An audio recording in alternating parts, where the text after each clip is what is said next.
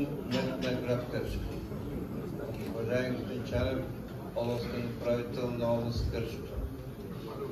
Уважаеми министър Филов, уважаеми господин Кангълджиев, директор на областна дирекция на МВР, град Кърджали. Уважаеми ръководители на ведомства и ръководители на структури в отделните райони на страната. Дами и господа, състезатели в днешния конкурс Пътен полицай на годината 2025.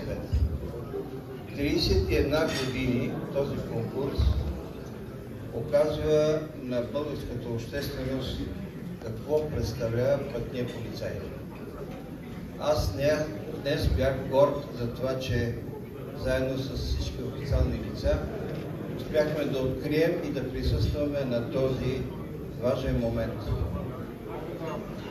Да достигнем до момента, когато тези трима наши колеги са на върха на спечелване на най-призовите места в този конкурс, който е знак за уважение към българската полиция.